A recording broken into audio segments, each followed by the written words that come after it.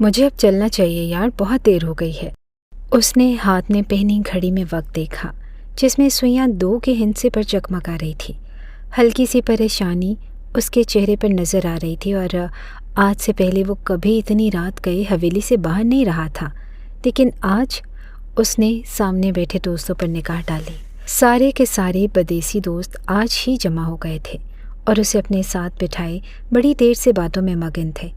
بیٹھ جا یار، کہاں جائے گا؟ ساری زندگی تو حویلی میں ہی گزار دی ہے تو نے۔ اتنی اچھی پرسنالٹی، اتنی اعلیٰ تعلیم ہونے کے باوجود یہی حویلی چھوڑ کر کہیں نہیں جاتا۔ سارے یار دوست باہر کے ممالک کو نکل گئے، لیکن ایک تو ہے کہ جس نے اپنی پوری زندگی اس حویلی اور اپنے والدین کو دے ڈالی۔ بس آج کی رات تو ہمارے نام کر دے۔ امریکہ سے آئے اس کے دوست مغیث نے اسے ہاتھ سے پکڑ کر دوبارہ بٹھایا تو وہ بے بسی سے مسکراتا دوبارہ ان کے ساتھ بیٹھ گیا تھا۔ یہ سچ تھا کہ دوستوں کی قربت میں بیٹھے وقت کا اندازہ نہیں ہو رہا تھا، لیکن وہ جانتا تھا کہ اماں جان جب تک اس سے مل نہ لیں گی وہ سوئیں گی نہیں۔ اس کے چہرے پر مسلسل پھیلتی پریشانی کو دیکھ کر مغیث نے دوبارہ کہا تھا، اچھا ٹھیک ہے یار، اگر تو گھر جانا ہی چاہتا ہے تو کوئی مسئلہ نہیں، لیکن دیکھ آج اسے انکار مت کرنا۔ آج ہم لمبے عرصے کے بعد ملے ہیں، اسے میں امریکہ سے خاص تم لوگوں کے لیے لے کر آیا ہوں۔ مغیث نے بیگ میں سے سرخ رنگ کی کانچ کی بوتل نکالی تو ابراج ٹھٹک سا گیا۔ ارے نہیں یار، میں نہیں پیتا، اس نے واضح طور پر منع کیا اور ایک دفعہ پھر اٹھنا چاہا، لیکن سارے ہی دوستوں نے اسے ہاتھ سے پکڑ کر واپس بٹھا لیا۔ ارے نہیں پیتا تو چھوڑ نہ یار، آج پی لے، آج پتہ تو چلے کہ تیرے اندر کتنی برداشت ہے، کہ اس کا چڑھنے سے تو روک پاتا ہے یا نہیں۔ بوتل سامنے رکھے مغیث نے چیلنج کرتی نگاہوں سے اسے دیکھا۔ خانزادہ ابراج کے ماتھے کی رگیں تن گئی۔ چیلنج، اور وہ بھی اس انداز میں؟ وہ تو جان پر کھیلنے کا بھی ہوتا تو وہ قبول کرتا، یہ تو صرف ایک معمولی سا مشروب تھا جسے حلق سے نیچے اتارنا تھا۔ گہری نگاہوں سے مغیث کو دیکھتا ابراج نے گلاس آگے کر دیا۔ مغیث کے لبوں پر بڑی گہری مسکراہٹ تھی۔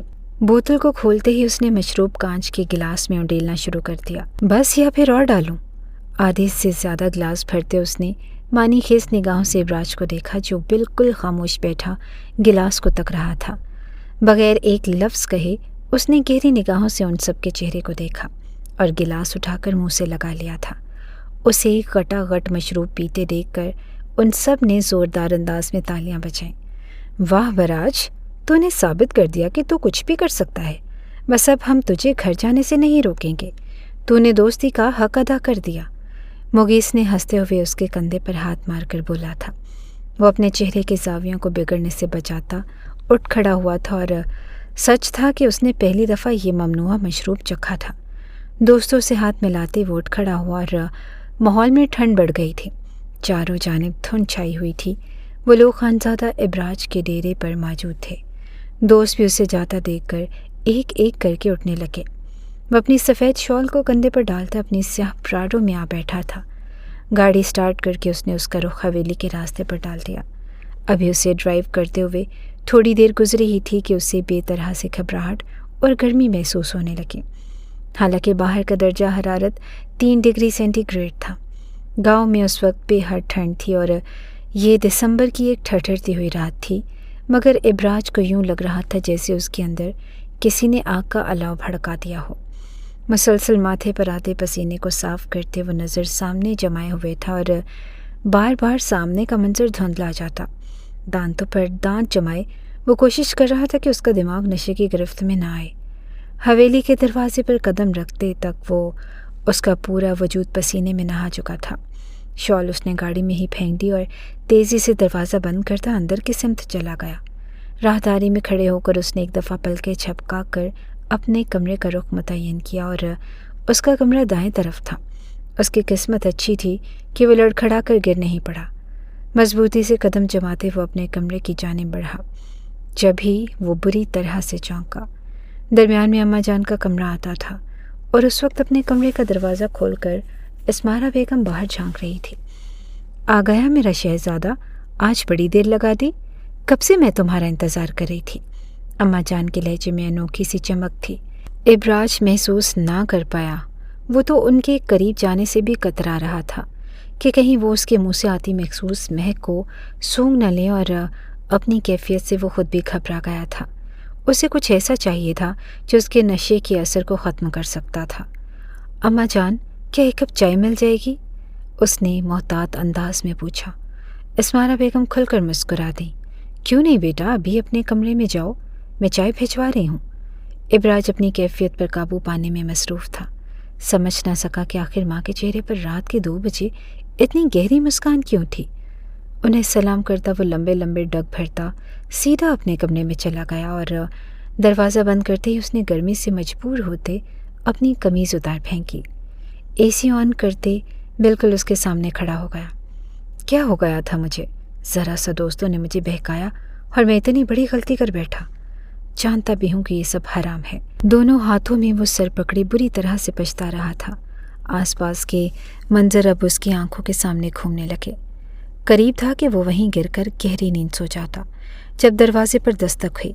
ابراج نے چونک کر دیکھا اور شاید اماں جان ہوں، لیکن دروازے سے اندر کوئی اور داخل ہوا تھا۔ بمشکل 18 برس کی ایک نازک سی لڑکی جس کی دودھیا رنگت اس کے سرخ رنگ کے جوڑے میں دمک رہی تھی۔ اس نے سلیقے سے سر پر دوپٹہ اوڑھ رکھا تھا۔ ہاتھوں میں پہنی چوڑیوں کی ہلکی سی کھنک کمرے میں گونجی تو ابراج کی سوئی ہوئی حصیں بیدار ہوئیں۔ آپ کی چائے۔ وہ چائے لے کر سیدھا اس کے پاس چلی گئی۔ ابراج نے کپ لینے کے لیے ہاتھ آگے بڑھایا اور تبھی وہ چونکا۔ اسے لگا جیسے سامنے کھڑی لڑکی کا پورا وجود کپ کپا رہا تھا۔ ابراج نے یوں ہی نگاہ اٹھا کر اس کا جائزہ لیا اور ساکت رہ گیا۔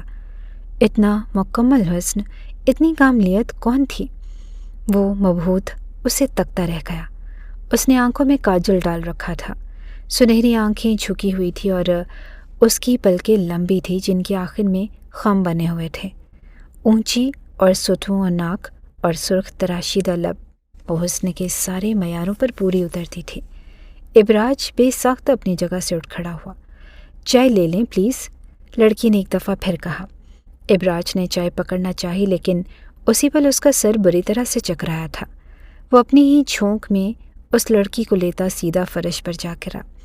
نیچے گرتے ہی وہ بری طرح تڑپتی رہی اور اس کی آنکھوں میں پھیلتا خوف ابراج کو صاف نظر آیا، مگر وہ اپنے ہوش اور حواس میں ہوتا تو خود کو روکتا۔ شاید اسی لیے شراب کو حرام کہا گیا ہے کہ وہ حرام اور حلال، صحیح اور غلط ہر چیز کا فرق مٹا دینے کی طاقت رکھتی ہے۔ خانزادہ ابراج کے ساتھ بھی یہی ہوا تھا اور سامنے کھڑی اس حسینہ کے نرم و نازک لمس نے جیسے شراب کے نشے کو 2 آتشا کر دیا تھا۔ وہ خود کو چھڑانے کی کوشش کر رہی تھی اور شاید سسکتے ہوئے کچھ کہہ بھی رہی تھی، مگر خانزادہ ابراج کی سماعتوں پر تو جیسے کسی نے پردے ڈال دیے تھے۔ پلکیں موندتے اس نے اپنے گم ہوتے حواسوں کے آگے ہتھیار ڈال دیے۔ رات گزرتی رہی۔ دسمبر کے قہرے نے پورے گاؤں کو اپنی لپیٹ میں لے لیا تھا اور حویلی میں گہرا سناٹا تھا۔ کئی گھنٹے گزرے تو حویلی کو اس شاندار کمرے میں سے نیم تاریکی میں دبی دبی سسکیاں بلند ہونے لگیں۔ وہ بری طرح سے رو رہی تھی۔ نہ جانے کتنی دیر تک وہ روتی رہی اور سسکیاں تھمی تو وہ خود کو سمیٹتے کمرے سے باہر نکل گئی۔ دروازے سے باہر جاتے پیچھے پلٹ کر اس نے ایک نفرت بھری نگاہ بے خبر سوتے خانزادہ ابراج پر ڈالی تھی۔ تمہارے متعلق میں غلط تھی، تم وہی ہو جو میری ماں نے بتایا تھا۔ آنسو بھری آنکھوں کو ہاتھوں سے صاف کرتے وہ خاموشی سے رات کی تاریکی میں گم ہو گئی۔ رات گزر گئی، دن چڑھایا اور سورج کی شعاعیں کھڑکی کے پردوں سے ٹکرا کر اندر زمین پر لیٹے خانزادہ ابراج پر پڑی تو اس نے کسمسا کر آنکھیں کھولی۔ سر بھاری ہو رہا تھا اور طبیعت پر عجیب سا بوجھل پن طاری تھا۔ کروٹ لیتے اس نے بے اختیار اس لمحے کو کوسا جب اس نے کل رات اس گلاس کو ہاتھ لگایا تھا۔ سیدھے لیٹتے کافی دیر تک وہ پلکیں جھپکاتا رہا اور سامنے چھت پر ایک خوبصورت فانوس لٹک رہا تھا۔ خانزادہ ابراج اس پر نگاہیں ٹکائے اپنے حواسوں کو مجتمع کر رہا تھا اور دوستوں کے ساتھ ڈیرے پر ان کی باتیں، سرخ مشروب کا وہ گلاس اور چائے کی پیالی۔ وہ ایک جھٹکے سے اٹھ بیٹھا۔ چائے کی پیالی ذہن میں آتے ہی اور بہت کچھ بھی اس کے ذہن میں آیا تھا۔ اوہ میرے خدا، یہ سب کیا ہو گیا؟ ماتھے پر ہاتھ مارتے وہ تیزی سے اپنی جگہ سے اٹھا۔ اس نے ایک بے یقین نگاہ اپنے کمرے میں نظر آتے منظر پر ڈالی جہاں وہ لیٹا تھا۔ وہاں زمین پر سرخ رنگ کا ایک آنچل بے ترتیبی سے پڑا ہوا تھا اور کچھ کانچ کی ٹوٹی چوڑیاں بکھری ہوئی تھی۔ ابراج نے سختی سے اپنی آنکھیں میچ لی۔ یہ سب میں نے کیا کر دیا؟ اوہ میرے خدا، میں انسان سے جانور کب بن گیا؟ बुरी तरह से पछताते उसने दाएं हाथ का मुक्का बनाकर पीछे दीवार पर मारा था। तकलीफ की एक लहर उसके पूरे वजूद में जागी, मगर उसकी शर्मिंदगी को कम ना कर सकी थी। वो कभी अपने बालों में हाथ फेरता और कभी अपनी पेशानी पर हाथ फेरता। उसकी स्याह आंखों में शदीद बेचैनी उभर आई थी और उसका सफ़ेद लिबास मलगजा और सिलवट ज़दा था, मगर कुछ और था जो उसके दिल को तकलीफ दे रहा था।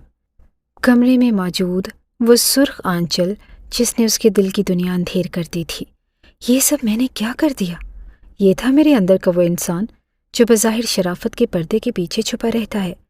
कितना घुमट था मुझे कि मैं इस हवेली के बाकी लोगों जैसा नहीं, उन लोगों जैसा नहीं जिनके नाम से ये दुनिया कांप जाती है, जिससे मैं नफरत करता आया हूँ। आज मैं भी उन्हीं के सफ़ में जाकर खड़ा हो गया हूँ। लब भींचते वो मुसलसल उसी सुर्ख दुपट्टे पर निगाहें जमाए खड़ा था। थक हार कर वो करीबी रखी कुर्सी पर बैठ गया। जो कुछ उसने बिगाड़ दिया था अब वो दुरुस्त होने वाला नहीं था। न जाने कितनी देर गुजर गई। मुलाजिम ने दरवाजे पर दस्तक दी तो वो अपने ख्यालों से जागा। वो उसे इतला देने के लिए आया था कि नीचे इस्मारा बेगम उसे याद कर रही हैं। गहरी सांस लेता हुआ वो सोफे से उठ खड़ा हुआ और ना मालूम वो कौन थी। जहन में सिर्फ उसके आंसू भरी आंखें और कपकपाते लब ही रह गए थे। उसे तो उस अनजान हसीना का नाम तक मालूम न था। अलमारी से अपने कपड़े निकालकर वो सीधा वॉशरूम में जा घुसा और शॉवर के नीचे खड़े होकर वो अपने आप को नॉर्मल करने की कोशिश करने लगा, मगर कल रात के मनाज़र बार बार उसकी आंखों के सामने घूम रहे थे। पूरा आधा घंटा वॉशरूम में लगाकर वो बाहर निकला तो उसके जहन में बस एक ही परेशानी थी, आखिर वो उसका सामना कैसे करेगा? जाने वो कौन थी। मुझे उससे माफ़ी मांगनी चाहिए। वो जो भी थी सज़ा मेरे लिए तजवीज़ करे। मैं इस सज़ा को मानने के लिए तैयार हूँ। खानज़ादा इब्राज ने आईने में अपने अक्स को देखते फैसला कर लिया। हाथों में घड़ी बांधते वो अपनी स्याह शॉल कंधों पर डाले नीचे चला आया था और उसे सीढ़ियों से नीचे उतरता देखकर इस्मारा बेगम के लबों पर मुस्कुराहट दौड़ गई। अपने ऊंचे लंबे कद वाले उस पोते को देखकर हमेशा उनके दिल में ठंडक उतर जाया करती थी। वो उन्हें दादी जान की बजाय अम्मा जान ही कहा करता था, क्योंकि बचपन से लेकर आज तक उसने अगर अम्मा के रूप में किसी को देखा था तो वो इस्मारा बेगम ही थी। उस वक्त भी वो उनके सामने प्यार लेने के लिए झुका तो इस्मारा बेगम ने मोहब्बत से उसका माथा चूमा। आज बहुत देर लगा दी मेरे बेटे ने, वरना तो सुबह फजर की अजानों के साथ ही उठकर हवेली से निकल जाते हो। इतनी जिम्मेदारी अपने कंधों पर क्यों डाल रखी है? शादी क्यों नहीं कर लेते और घर क्यों नहीं बसा लेते? माजी के जख्म कब तक सीने पर लेकर जियोगे? मोहब्बत से कहते कहते वो जज्बाती हो गई थी। गहरी सांस लेता खानज़ादा इब्राज उनके सामने सोफे पर बैठ गया। अचानक इस्मारा बेगम चौंकी। इब्राज के कंधे झुके हुए थे और यहाँ तक कि उसने सर और आंखें भी झुका रखी थी। उसके हाथों में एक अजीब सी लर्जिश थी। तुम किस बात पर परेशान हो इब्राज? इस्मारा बेगम ने पूछा तो उसने अपनी सुर्ख आंखें उठाई। वो जैसे ज़ब्त की इंतहाओं पर था। मुझे माफ़ कर दे अम्मा जान, मुझे यकीन नहीं आता कि ये सब कुछ मैंने किया है, वो टूटे हुए लहजे में बोला था। इस्मारा बेगम का दिल थक सा रह गया। और तुम्हें इब्राज किसी बात की परेशानी है क्या? मुझे डराओ मत बेटा। उनका बूढ़ा वजूद लरस कर रह गया। इब्राज ने बेबस निगाहें उठाकर उन्हें देखा और वो अपनी अम्मा जान को मज़ीद तकलीफ़ नहीं दे सकता था। अम्मा जान, वो लड़की जो मेरे कमरे में चाय लेकर आई थी वो कौन थी? उसे आपने भेजा था ना? पूरी उम्मीद से इस्मारा बेगम को देखता वो दिल ही दिल में दुआ कर रहा था कि इस्मारा बेगम कहें कि उन्होंने तो किसी लड़की को नहीं भेजा और ना ही कोई लड़की चाय लेकर गई थी। काश ये सब कुछ उसका वहम हो। मगर उसका ख्याल तब टूटा जब इस्मारा बेगम ने सर हिलाया कि हाँ, मैंने शबाना को तुम्हारे कमरे में भेजा था। वो उस वक्त जाग रही थी। क्यों, से क्या हुआ? इस्मारा बेगम ने जल्दी से पूछा। उनके लहजे में खौफ हलकोरे ले रहा था, मगर अपनी ही सोचों में गुम इब्राज समझ न आया कि वो कौन थी। अम्मा जान कहाँ है वो? मुझे उससे मिलना है। वो कब से काम कर रही है यहाँ? हवेली में एक साथ ही उसने कई सवाल कर डाले। इस्मारा बेगम चंद लम्हे तक उसे देखती रही और फिर गहरी सांस लेकर रह गई। उनके अपने अंदर एक अजीब किस्म की बेकरारी हो रही थी। इतनी बड़ी सच्चाई उन्होंने हमेशा से इब्राज से छुपा रखी थी, मगर अब वक्त आ गया था कि वो उसे वो सच्चाई बता दी जो वो उससे कब से छुपाती फिर रही थी। उनकी बूढ़ी आंखों में नमी उतरने लगी और उन्होंने एक तायराना निगाह हवेली पर डाली। शानदार हवेली थी, मुलाजमों की रेल पेल थी, दौलत, ताकत, کسی چیز کی کمی نہ تھی، مگر ایک ایسی وحشت تھی جو ان حویلی کے در و دیوار میں رچ بس چکی تھی۔ انہوں نے ابراج کی سمت دیکھا اور وہ اس کی نگاہوں میں چھپی اس حویلی کے لیے نفرت پہچانتی تھی۔ ماضی کے وہ داغ جو وہ دونوں ہی کسی کے سامنے نہیں لاتے تھے، وہ اندر ہی اندر انہیں کھائے جا رہے تھے، اور اسمارا بیگم نے سختی سے اپنی آنکھیں میچ لی۔ انہیں یاد تھا کہ ابراج کا باپ خانزادہ زبیر کتنی پرجلال شخصیت کا مالک تھا۔ پورے گاؤں والے اس کے نام سے تھر تھر کانپا کرتے تھے، اور یہاں تک کہ حویلی والے بھی ان کا نام آتے ہی سہم جاتے۔ خود اسمارا بیگم ماں ہونے کے باوجود زبیر خانزادہ صاحب کے سامنے بات کرتے ہوئے جھجک جایا کرتی۔ وہ تھا ہی ایسا، مگر جس وقت اس کے ہاں بیٹے کی ولادت ہوئی وہ خوشی سے پاگل ہو رہا تھا۔ اسمارا بیگم نے اپنے پوتے کا نام ابراج رکھا۔ وہ راج کرنے کے لیے ہی تو پیدا ہوا تھا۔ دن گزرتے رہے اور حویلی میں سب کچھ ٹھیک ٹھاک تھا۔ یوں لگتا تھا کہ خوشیاں بن کر صورت ان سب کے اوپر برس رہی ہے، مگر قسمت کو تو کچھ اور ہی منظور تھا۔ ابراج 5 برس کا تھا جب ایک روز اپنی بیٹی کے کمرے کے سامنے سے گزرتے اسمارا بیگم بری طرح سے ٹھٹک گئی۔ کمرے کا دروازہ کھلا اور اندر سے ان کی بیٹی کی آواز آ رہی تھی، تم فکر مت کرو منہاج، اگر میری حویلی والوں نے تمہارا رشتہ قبول نہ کیا تو میں تمہارے ساتھ گھر سے بھاگ جاؤں گی۔ مجھے کوئی فرق نہیں پڑتا ان لوگوں کا مرتبہ کیا ہے، ان کے پاس کتنی دولت ہے، مجھے تو تم سے محبت ہے اور میں شادی صرف تم ہی سے کروں گی، وہ پررسم لہجے میں کہہ رہی تھی۔ اسمارا بیگم اندر تک کانپ کر رہ گئی، اور یہ ان کی 20 سالہ بیٹی کی آواز تھی جسے انہوں نے حویلی میں سب سے ٹکر لے کر کالج میں تعلیم حاصل کرنے کے لیے بھیجا تھا۔ وہ دل پر ہاتھ رکھ کے وہیں بیٹھتی چلی گئی۔ اندر ان کی بیٹی مزید بھی کچھ کہہ رہی تھی، اور جو کچھ وہ کہہ رہی تھی اسے سننا اسمارا بیگم کی بس کی بات نہ تھا۔ انہیں پتہ ہی نہ چلا کہ کب ان کی بیٹی ایک انجان آدمی کی محبت میں گرفتار ہو گئی۔ وہ کوئی ویٹر تھا جس سے نمرا کی ملاقات ریسٹورنٹ میں ہوئی۔ ریسٹورنٹ میں ہی وہ اسے اپنا دل دے بیٹھی تھی، اور شاید وہ لڑکا بھی نمرا کی محبت میں گرفتار تھا، اسی لیے تو ان دونوں کا فون پر رابطہ تھا۔ اور اسمارا بیگم دل پر پتھر لیے واپس چلی گئی۔ اچھی طرح سے پتہ تھا کہ ایک ویٹر کا رشتہ ان کے شوہر اور زبیر خانزادہ کبھی قبول نہیں کریں گے۔ نمرا کے دل کی خواہش کبھی پوری نہیں ہو سکتی تھی، مگر انہوں نے کوشش کرنے کی ٹھانی۔ رات جب سب سو گئے تو وہ خاموشی سے اپنی بیٹی کے کمرے میں چلی گئی۔ وہ ماں کو سخت چہرے کے ساتھ اندر داخل ہوتا دیکھ کر بری طرح سے چونکی۔ آپ یہاں اماں جان؟ اس نے پوچھا تو اسمارا بیگم نے آگے بڑھ کر ایک زوردار تھپڑ اس کے چہرے پر لگا دیا۔ تمہیں اپنے اعتماد کے سائے میں کالج بھیجا تھا میں نے، مگر تم نے یہ گل کھلایا جیسے گھر سے بھاگ جانے کی ترغیب دے رہی ہو۔ اسے یہ نہیں کہہ سکتی کہ وہ اپنے والدین کے ساتھ تمہارا رشتہ مانگے؟ یہاں آئے ہو سکتا ہے کہ تمہارے باپ اور بھائی رشتے کے لیے ہاں کر دیں۔ اسمارا بیگم کی آواز میں سختی تھی اور نمرا کی آنکھوں میں آنسو بھر آئے۔ وہ نہیں آئے گا اماں جان، اور نہ ہی بھائی جان میری وہاں کبھی شادی کریں گے۔ آپ ان کو نہیں جانتی کیا؟ وہ تڑپ کر بولی تھی، مگر اسمارا بیگم نے آگے بڑھ کر اس کا گلا دونوں ہاتھوں میں دبوچ لیا۔ خود ہی فیصلہ کر کے بیٹھی ہے، میرے سامنے فون کر اسے اور اسے بول کے کل دوپہر اپنے والدین کو رشتے کے لیے بھیجے، آگے میں جانوں اور میرا کام۔ اسمارا بیگم اندر سے بری طرح سے لرز رہی تھی۔ بیٹی کوئی غلط قدم نہ اٹھا لے، یہ خوف انہیں وحشت زدہ کیے دے رہا تھا۔ نمرا نے کپ کپاتے ہاتھوں سے موبائل اٹھا کر اسفند کا نمبر ملایا اور دوسری کال پر ہی اس نے فون ریسیو کر لیا۔ اسمارا بیگم نے فون نمرا کے ہاتھ سے چھین لیا اور دو ٹوک انداز میں منہاج کو اگلی دوپہر رشتہ لانے کے لیے کہہ ڈالا۔ وہ دھن کا پکا لڑکا تھا۔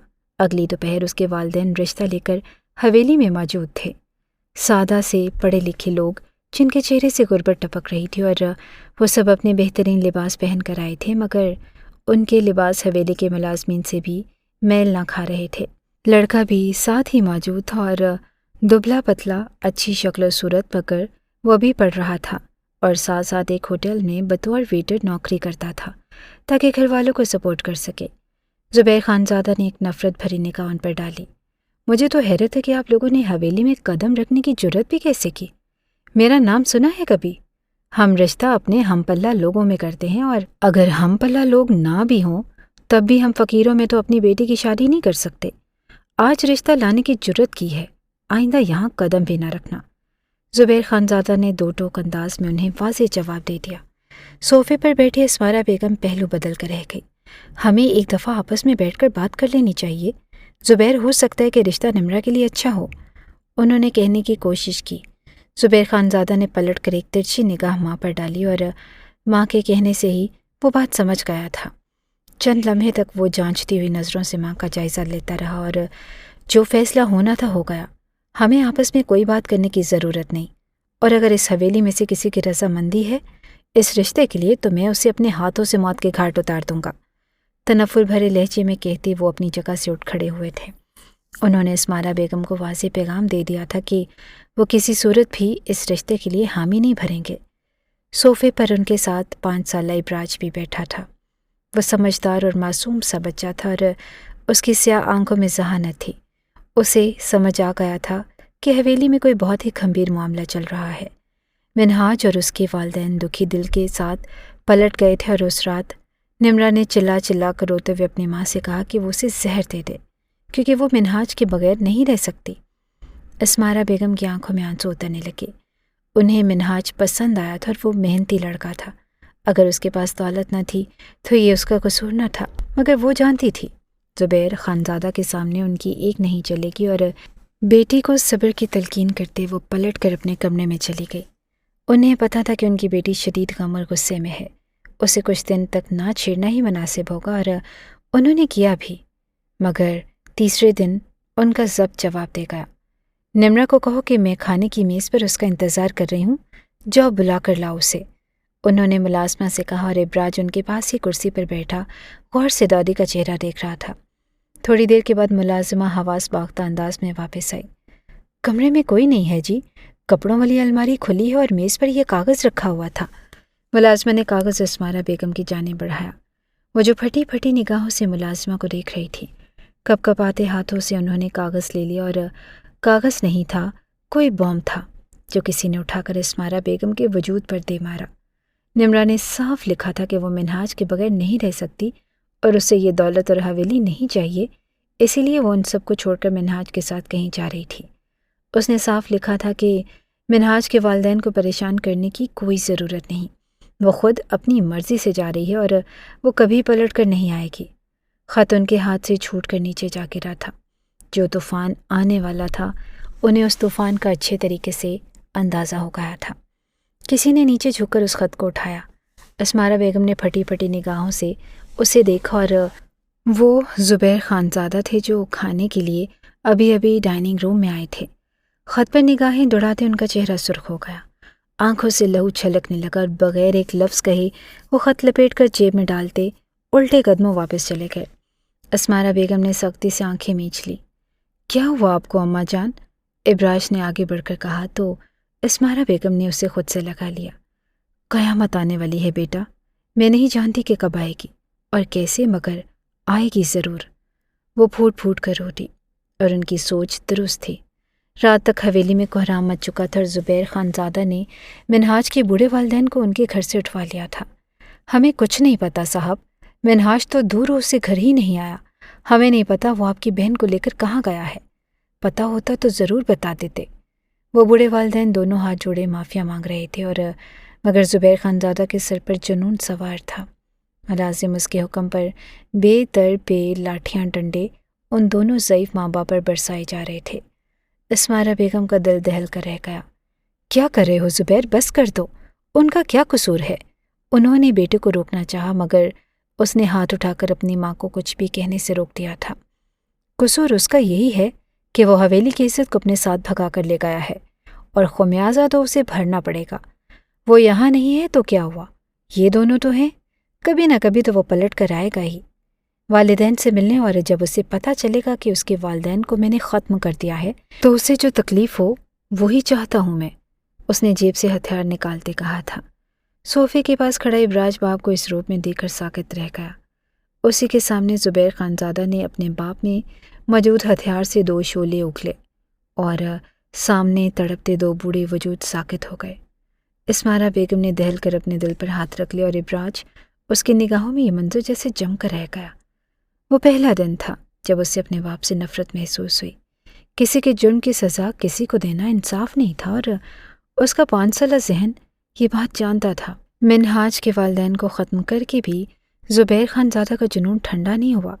اسمارا بیگم سمجھ رہی تھی کہ شاید معاملہ ختم ہو گیا ہے، مگر یہ ان کی بھول تھی۔ دن گزرتے رہے، निम्रा के कमरे को उन्होंने ताला लगा दिया और इब्राज बड़ा होता गया। 3 बरस गुजर गए। 3 बरस के बाद एक सर्द सी शाम में वो तस्बीह लिए चाय नमाज पर बैठी थी जब उन्हें नीचे से आती आवाज़ों ने चौंका दिया। ये आवाज़ तो निम्रा की थी। वो घबरा कर उठ खड़ी हुई। चाय नमाज समेटे बगैर वो लपक कर कमरे से बाहर निकली और उन्हें अपनी आंखों पर यकीन आया। नीचे हवेली में निम्रा ही थी और मुस्कुराते चेहरे के साथ उसने हाथों में एक छोटी सी बच्ची को उठा रखा था, देखने में जो 2 साल की मालूम होती थी। सुर्ख और सफ़ेद रंगत वाली वो बेहद हसीन बच्ची निम्रा की बेटी थी और अस्मारा बेगम को अपनी आंखों पर यकीन आया। धड़कते दिल के साथ वो सीढ़ियाँ उतर कर नीचे आई। निम्रा उन्हें देखते ही उनके गले से जा लगी। अस्मारा बेगम की आंखों से आंसू बह निकले। तू यहाँ क्यों आई है निम्रा? तेरा भाई तुझे जान से मार देगा। चली जाओ यहाँ से, अभी और इसी वक्त चली जाओ। उन्होंने कपकपाते हाथों से निम्रा को वापस जाने के लिए कहा, मगर वो हंस पड़ी। भाई मुझे नहीं मारेंगे अम्मा, वो खुद ही तो मुझे यहाँ लेकर आए हैं। मुझे और मिनहाज को उन्होंने कबूल कर लिया है। आज सुबह जब भाई के आदमियों ने हमें ढूंढ निकाला तो मुझे भी यही लग रहा था कि अब हम जिंदा नहीं बचेंगे, मगर भाई ने मेरे सर पर हाथ रखा और कहा कि मैं उनके साथ वापस हवेली चलूं, आपसे मिलूं। उन्होंने मुझे माफ़ कर दिया है। अम्मा के दोनों हाथ थामते हुए इंतहाई खुशी से कह रही थी। अस्मारा बेगम ने बेयकीन निगाहों से उसे देखा और वो उनके बिल्कुल सामने खड़ी थी, खुशी से चहकते हुए चेहरे के साथ, और अचानक ही फिज़ा में एक धमाके की आवाज़ गूंजी। अस्मारा बेगम का दिल थक सा रह गया और निम्रा का मुस्कुराता हुआ चेहरा तारीक हो गया। अस्मारा बेगम ने उसको अपनी आंखों के साथ लहू में नहाते और ज़मीन पर गिरते देखा था। बच्ची उसके हाथ से छूटकर नीचे जा गिरी थी और अस्मारा बेगम घबरा कर 2 कदम पीछे हटी। सामने ही ज़ुबैर खानज़ादा खड़ा था। उसका आतिश हथियार उसके हाथों में था और उसी से निकलने वाली गोली ने चंद लम्हे पहले निम्रा को खालिक के हकीकी से मिला दिया। साथ खड़ा मिनहाज चिल्लाते हुए निम्रा के वजूद पर झुका। वो चिल्ला रहा था, रो रहा था, निम्रा को उठाने की कोशिश कर रहा था, मगर हमेशा के लिए उसकी आंखें साकित हो चुकी थी। ज़ुबैर खानज़ादा के हाथ में मौजूद उस हथियार ने अब रुख मिनहाज की जानिब किया। दरवाजे के बीच में खड़े इब्राज ने अपनी आंखों पर हाथ रख लिया और वो बाप को दूसरी बार ये सब कुछ करते हुए देख रहा था। उसे यकीन नहीं आ रहा था कि बाप का जो इमेज उसकी निगाहों में था वो आज बुरी तरह से चकनाचूर होने वाला था। एक और धमाका हुआ। रोते तड़पते मिनहाज का वजूद भी साकित हो गया। अस्मारा बेगम ने रेत की तरह अपने हाथों से अपनी औलाद को फिसलते देखा। तुम क्या समझी थी कि मैंने तुम्हें माफ़ कर दिया? ज़ुबैर खानज़ादा किसी को माफ़ नहीं करता। तुम्हें हवेली में लाकर ही मारना चाहता था। मैं इसीलिए तुम्हें यहाँ लेकर आया था। और नफ़रत भरे अंदाज में कहता ज़ुबैर खानज़ादा उल्टे कदमों वापस चला गया। अस्मारा बेगम ने कपकपाते हाथों के साथ अपने पीछे छुपाई उस 2 बरस की बच्ची को देखा। ज़मीन पर गिरते ही वो बेहोश हो गई थी और उसके सर पर मामूली चोट लगी थी। शायद ज़ुबैर खानज़ादा को उस बच्ची का ध्यान ही नहीं रहा। अस्मारा बेगम कपकपाते हाथों के साथ बच्ची को उठाकर अपने कमरे में ले गई। उन्होंने एक हाथ में सख्ती से इब्राज का हाथ थाम रखा था। और क्या हुआ अम्मा जान? वो दादी को पहली दफ़ा इतना घबराया हुआ देख रहा था। यहाँ बैठो इब्राज और कहीं मत जाना। बच्ची को बेड पर लिटाते हुए वो उल्टे कदमों बाहर निकल गई। उनके बाहर जाने की थोड़ी ही देर के बाद उस 2 साला बच्ची को होश आ गया था। वो रोने लगी और इब्राज 7 बरस का था और समझ नहीं आ रही थी कि बच्ची को कैसे चुप करवाए, लेकिन उसे गोल मटोल सी बच्ची बहुत प्यारी लग रही थी और जिसके माँ बाप को कुछ देर पहले ख़त्म कर दिया गया। अपनी गोद में उसे उठाते ही वो चुप करवाने की कोशिश करने लगा। अस्मारा बेगम घंटे बाद वापस आई तो उसके साथ हवेली की एक मुलाजमा थी। वो जल्दी जल्दी ज़ेवरात के डिब्बे में से ज़ेवरात निकाल कर एक पोटली में जमा कर रही थी। ये सब ले जाओ ज़ैनब, अपने साथ, और इस बच्ची को भी ले जाओ। कहीं भी छुप सकती हो और छुप जाना। उसकी परवरिश करना, मैं एक दिन अपनी अमानत वापस ले लूँगी। वो जल्दी जल्दी कहते हुए ज़ेवरात और रुपया उस मुलाजमा के हाथ में थमा गई। मुलाजमा ने बच्ची को उठाना चाहा तो वो यकदम बोली, अभी रुको। दरवाज़ा बजा और हवेली का एक पुराना वफादार मुलाजिम अंदर दाखिल हुआ। उसके हाथ में निकाहनामा था। यहाँ पर अंगूठा लगाओ, जल्दी करो। इब्राज उनके हुक्म पर खामोशी से उस 7 साला इब्राज और 2 साला शबाना के अंगूठे उस निकाहनामे पर लगा दिए गए थे। अस्मारा बेगम नहीं जानती थी कि इसी तरीके से किया गया निकाह इस्लाम में काबिल कबूल है या नहीं, मगर वो तो बस ये चाहती थी कि किसी तरह से उस बच्ची का हवेली के साथ कोई नाता जुड़ा रहे ताकि किसी रोज़ वो उसे हवेली वापस ले आए। ज़ैनब रात की तारीकी में ही बच्ची को लेकर निकल गई थी। और इब्राज, वो 7 साला लड़का, साकित निगाहों से ये सारा कुछ होते हुए देख रहा था। गहरी सांस लेकर अस्मारा बेगम माजी से हाल में वापस आई। उन्होंने निगाहें उठाई और उनकी आंखों में आंसू थे। बूढ़ा वजूद कांप रहा था और सामने बैठे इब्राज के चेहरे पर एक जख्मी सा तासुर फैला था। ये सब आपने मुझे पहले क्यों नहीं बताया अम्मा जान? मैं तो भूल भी गया था वो निकाह वाली बात।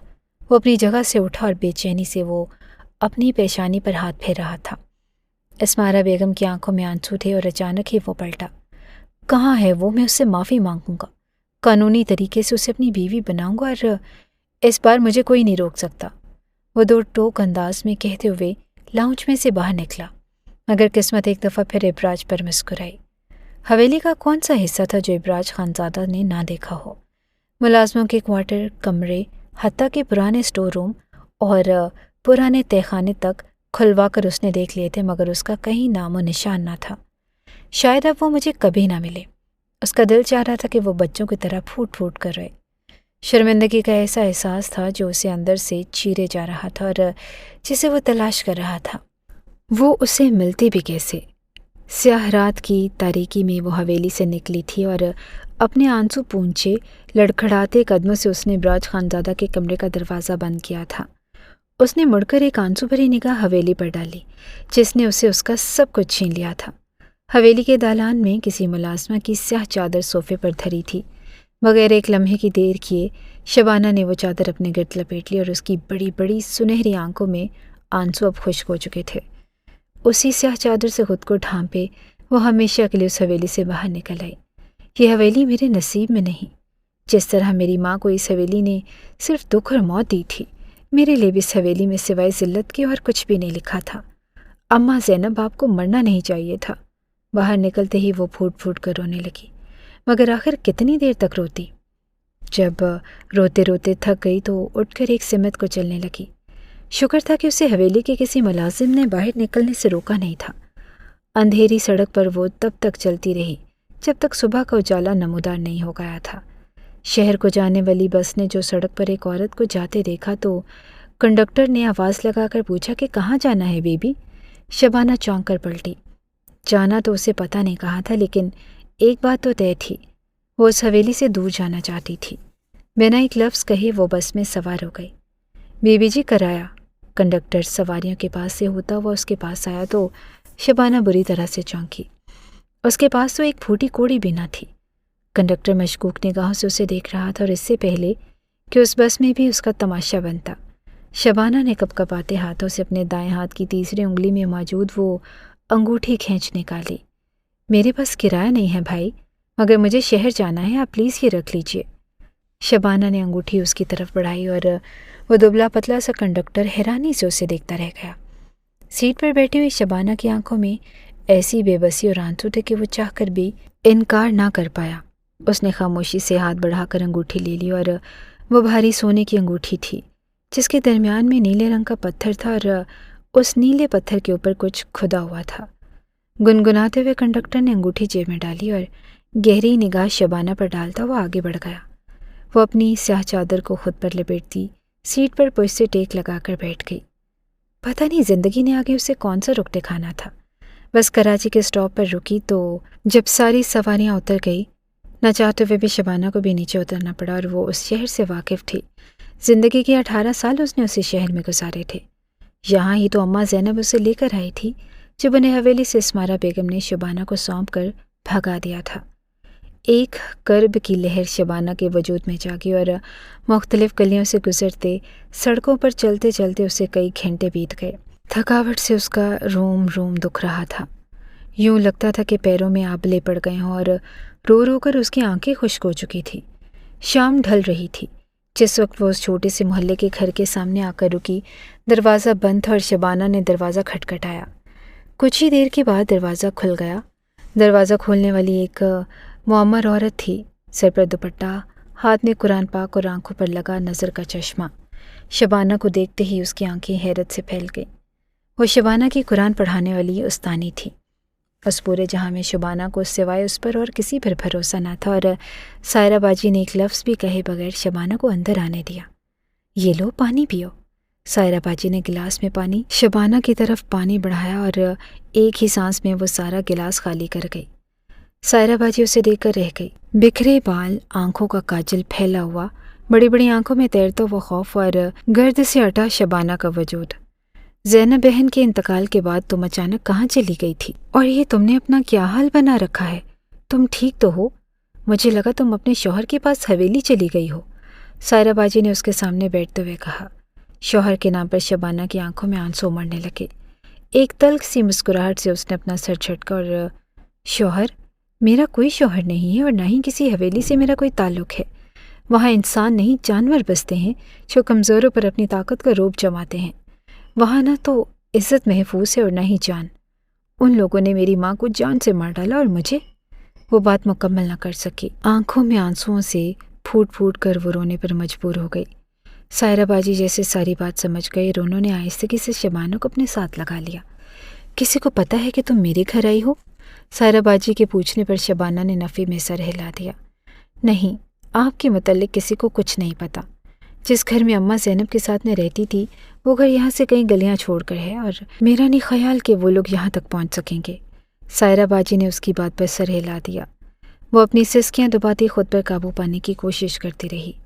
کافی دیر بعد اس کے آنسو تھمے تو سائرہ باجی نے اسے اپنا ایک جوڑا نکال کر دے دیا۔ وہ خاموشی سے نہا کر کپڑے تبدیل کر کے آ گئی اور سفید رنگ کے سادہ سے جوڑے میں اس کا سوگوار حسن اسے الگ ہی کوئی روپ دے رہا تھا۔ اس بات سے وہ بے خبر تھی کہ اسے سینکڑوں میل دور وہ پاگلوں کی طرح سے ڈھونڈ رہا ہے۔ شبانہ کروٹ لے کر سونے کی کوشش کرنے لگی۔ اسے سائرہ باجی کے پاس آتے ہوئے ایک ہفتہ گزر گیا تھا اور اس ایک ہفتے میں اس کے ذہن سے ابراج اور اس کا وحشت بھرا لمس جا کر ہی نہیں دے رہا تھا۔ حویلی کا جب بھی ذکر ہوتا تو وہ بری طرح سے خوف زدہ ہو جاتی۔ اسے یاد تھا ہوش سنبھالنے پر اس نے اپنے آس پاس سوائے زینب کے کسی اور کو نہیں دیکھا تھا۔ انہوں نے اسے اچھے اسکولوں میں تعلیم دلوائی۔ کہنے کو تو وہ ایک پسماندہ سے علاقے کے چھوٹے سے گھر میں رہتی تھی، مگر ان کے گھر میں زندگی کی ہر سہولت تھی۔ بڑے عرصے بعد شبانہ کو پتہ چلا کہ یہ سہولت حویلی والوں کے مرہون منت ہے۔ اسمارہ بیگم اپنی نواسی سے لا تعلق نہیں ہوئی تھی۔ وہ ہمیشہ اس کی خیر خبر رکھتی تھی۔ وہ جب بھی کبھی ملنے کے لیے آتی تو شبانہ کو یہ یاد ضرور دلاتی کہ اس کا شوہر حویلی میں اس کا انتظار کر رہا ہے۔ وہ صرف مناسب وقت کے انتظار میں ہے اور ابراج خانزادہ کے نام پر ہمیشہ ہی شبانہ کے دل کی دھڑکن تیز ہو جاتی۔ زندگی کے 20 برس اس نے اسی کے نام کی مالا جپتے ہوئے گزارے تھے اور جب اماں زینب کا انتقال ہوا اس نے اسمارہ بیگم کے دیے ہوئے فون پر نمبر پر پہلی دفعہ فون کیا۔ گھبراؤ مت، میں کل شام تک پہنچ جاؤں گی۔ اس حویلی میں اب تمہیں آنے سے کوئی بھی نہیں روک سکتا۔ تم میرے ابراج کی دلہن ہو، تمہیں تو اب یہاں آنا ہی ہے۔ اسمارہ بیگم کی سنجیدہ آواز پر اس نے نم آنکھوں کے ساتھ فون رکھ دیا۔ اماں زینب کو محلے والوں نے ہی دفن کروایا اور وہ تنہا بیٹھی تھی جب اسمارہ بیگم گھر میں داخل ہوئی۔ رکنے کا وقت نہیں ہے، جلدی چلو۔ ابراج شہر گیا ہوا ہے اور اپنے کچھ دوستوں کو ایئرپورٹ سے اس نے لینا ہے اور اس کے واپس آنے سے پہلے ہمیں گھر پہنچنا ہے۔ وہ اس کا ہاتھ تھام کر اسے اپنے ساتھ حویلی لے گئی اور حویلی کی شان و شوق دیکھ کر وہ پہلی دفعہ دنگ رہ گئی تھی۔ یہی وہ جگہ تھی جہاں اس کی ماں کو مارا گیا تھا۔ اس کے چہرے پر عجیب سی تاثرات دیکھ کر اسمارہ بیگم ٹھٹک گئی اور میں سمجھ سکتی ہوں بیٹا، تمہارے دل پر کیا گزر رہی ہے۔ شاید تمہیں اس حویلی سے نفرت محسوس ہو، مگر یہ سچ ہے کہ اس حویلی کے در و دیوار اب ویسے نہیں رہے۔ زبیر خانزادہ کو تو ایک عرصہ ہوا فالج جیسی بیماری نے جکڑ رکھا ہے۔ وہ تو صرف بستر کا ہو کر رہ گیا۔ ساری اکڑ انا اور غرور خاک میں مل گیا ہے اس کا۔ اس حویلی اور زمینوں کا سارا انتظام اب ابراج سنبھالتا ہے۔ اسمارہ بیگم نے مسکراتے ہوئے اسے بتایا تھا۔ وہ سر جھکا کر بیٹھی رہ گئی اور اسمارہ بیگم نے سر تاپاؤں اس کا جائزہ لیا۔ اب سے تم اس حویلی کی بہو ہو، میں 1-2 دن میں تمہاری اور ابراج کی رخصتی کا بندوبست بھی کرتی ہوں، لیکن اس سے پہلے میں اپنی نگاہوں کے سامنے تمہارے اور ابراج کا نکاح قانونی طریقے سے پڑھواؤں گی تاکہ میرے دل کو تسلی ہو جائے۔ انہوں نے محبت سے اسے دیکھتے ہوئے کہا۔ اچھا جاؤ، یہ والے کپڑے پہن کر آ جاؤ، اور انہوں نے سرخ رنگ کا ایک بے حد خوبصورت جوڑا اس کی طرف بڑھایا۔ ابراج کو سرخ رنگ بہت پسند ہے، دیکھنا تمہیں اس جوڑے میں دیکھے گا نا تو بہت خوش ہوگا۔ اسمارہ بیگم کی بات پر اس نے چھینپ کر سر جھکایا۔ وہ کپڑے تبدیل کر کے آئی تو چند لمحے تک اپنا آپ ہی اسے پہچانا نہ گیا۔ لمبا قد، خوبصورت سراپا، سنہری آنکھیں جو ابراج کے نام پر ہی لو دینے لگتی تھی۔ یہ لو، یہ میری طرف سے تمہارے لیے ایک چھوٹا سا تحفہ ہے۔ تم میری نواسی بھی ہو اور میرے ابراج کی دلہن بھی، اسی لیے میں تمہیں اپنی خاندانی انگوٹھی دے رہی ہوں۔ یہ مجھے میری ساس نے دی تھی۔ اس میں لگا ہوا پتھر بہت نایاب ہے، اس کی حفاظت کرنا۔ اسمارا بیگم نے اس کے ہاتھ میں نیلے نگینے والی انگوٹھی پہنائی تو وہ تحیر ذرا سی انگوٹھی کو دیکھتی رہ گئی تھی۔ اب یہاں بیٹھ جاؤ، جیسے ہی ابراج یہاں آئے گا میں اسے تمہارا بتا دوں گی۔ اسمارا بیگم نے اسے کہا تو وہ خاموشی سے کروٹ بدل کر لیٹ گئی، مگر ان کا انتظار ہی رہا۔ اپنے عام وقت پر بھی ابراج حویلی واپس نہ آیا اور وہ تو تھک ہار کر سو گئی، مگر اسمارا بیگم بے چینی سے جاگتی رہی، اور رات 2 بجے تک جب ابراج گھر میں داخل ہوا تو اس نے چائے کی فرمائش کی تو اسمارا بیگم مسکرا اٹھی۔ یہی بہترین وقت تھا میاں بیوی کو ایک دوسرے سے متعارف کروانے کا۔ یقیناً ابراج اس وقت اپنی بیوی کو دیکھ کر بہت خوش ہوگا، اور وہ دن بھر کا تھکا ہارا ہے، شبانہ کو دیکھے گا تو اس کی ساری تھکاوٹ اتر جائے گی۔ اسمارا بیگم نے سوچتے ہوئے اسے ابراج کے لیے چائے لے کر جانے کا کہا۔ وہ دھڑکتے دل کا ساتھ اس کے کمرے تک تو چلی گئی۔ اسمارا بیگم نے کہا تھا کہ پہلی ملاقات ہے، زیادہ دیر مت بیٹھنا، بس اسے اپنا نام بتا کر واپس آ جانا، وہ یقیناً تمہیں پہچان جائے گا۔ مگر ابراج کے کمرے میں داخل ہوتے ہی جو قیامت اس پر ٹوٹی تھی اسے وہ اب تک بھلا نہیں پا رہی تھی۔ اس نے سختی سے اپنی آنکھیں مینچ لی، یوں لگا جیسے کانچ کی گئی کرچیاں اس کی آنکھوں میں چپک گئی ہوں۔ باجی سائرہ اپنے گھر میں بچوں کو قرآن پاک پڑھایا کرتی تھی۔ چند دن بیزاری سے گزارنے کے بعد شبانہ کو اپنا آپ ایک بوجھ سا محسوس ہونے لگا، اور اس دن وہ سائرہ باجی کی اجازت سے ہی نوکری کی تلاش میں گھر سے نکلی۔ شکر تھا کہ 2 بلاک چھوڑ کر اسے ایک ہاسٹل میں لڑکیوں کی کیئر ٹیکر کے طور پر ملازمت مل گئی تھی۔ شکر کا سانس لیتے وہ پلٹ کر واپس آئی تو گلی میں داخل ہوتے ہی بری طرح سے ٹھٹکی۔ سارا باجی کے گھر کے دروازے پر سیاہ رنگ کی بڑی سی گاڑی کھڑی تھی۔ شبانہ کا دل ایک پل کے لیے دھڑکنا ہی بھول گیا۔ یہ گاڑی اس محلے میں سے کسی کی نہ تھی، اور وہ اچھی طرح پہچانتی تھی اسی گاڑی میں اسمارا بیگم اسے لینے کے لیے اس کے گھر آئی تھی۔ وہ مشکل خود کو سنبھالتی وہ الٹے قدموں واپس بھاگی۔ وہ یہاں بھی آ گیا، وہ میرے ساتھ پھر وہی سب کچھ کرے گا، میں اس کا سامنا نہیں کر سکتی۔ آخر یہ میرا پیچھا چھوڑ کیوں نہیں دیتا؟ وہ بے بسی کی آخری نہج پر تھی، اور سائرہ باجی کے گھر کا ٹھکانہ بھی اسے چھوٹ چکا تھا۔ اب اسے اپنے لیے نئی جائے پناہ ڈھونڈنی تھی۔ یہ تو طے تھا کہ اب کبھی وہ پلٹ کر حویلی واپس نہیں جائے گی، اور الٹے قدم دوڑتے اسی ہاسٹل تک وہ چلی گئی۔ ہاسٹل کی مینجمنٹ اسے واپس آتے دیکھ کر بری طرح سے حیران رہ گئی۔ کیا مجھے اسی ہاسٹل میں رہائش مل سکتی ہے؟ اس نے پھولتی سانسوں کے درمیان کہا۔ شاید اس کی قسمت اچھی تھی کہ کرسیوں پر بیٹھے ان سارے افسران نے ایک دوسرے کی شکل دیکھی۔ کیوں نہیں؟ یہ ہاسٹل مصیبت زدہ لڑکیوں کی مدد کے لیے ہی تو بنایا گیا ہے۔ اگر آپ یہاں رہنا چاہتی ہیں تو آپ کو یہاں کی تمام تر اخراجات ادا کرنے ہوں گے۔ گہری سانس لیتے ہوئے شبانہ نے ان سے اپنے تمام تر اخراجات تنخواہ میں سے ہی کٹوانے کا ایگریمنٹ کر لیا تھا۔ اسے ہاسٹل میں ایک چھوٹا سا کمرہ دے دیا گیا، یہاں کم از کم وہ ابراج کے سائے سے بھی چھپ کر رہ سکتی تھی۔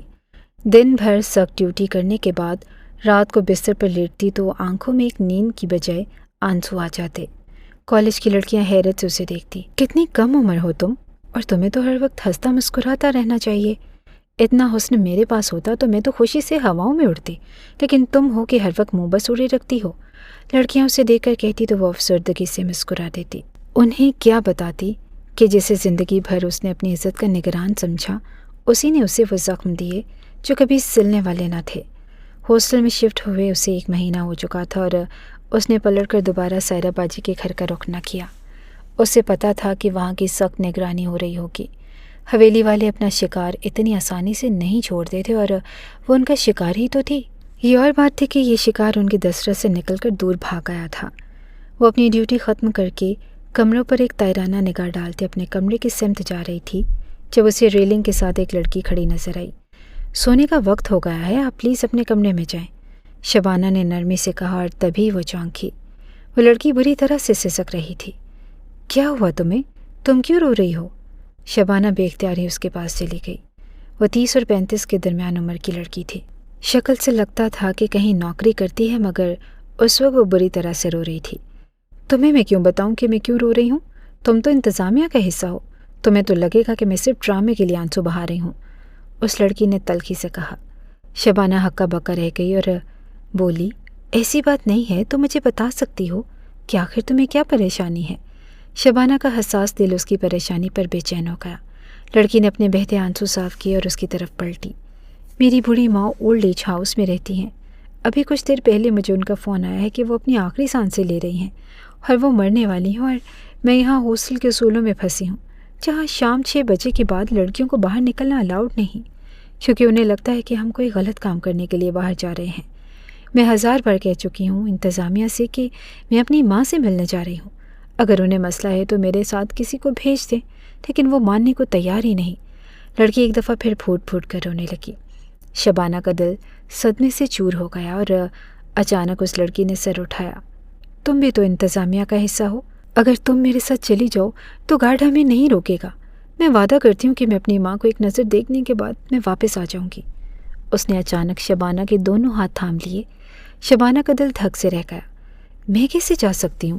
ہمیں کسی بڑے آفیسر سے بات کرنی چاہیے، شبانہ نے اسے کہا، اور اس لڑکی نے ایک جھٹکے سے اس کے دونوں ہاتھ چھوڑے۔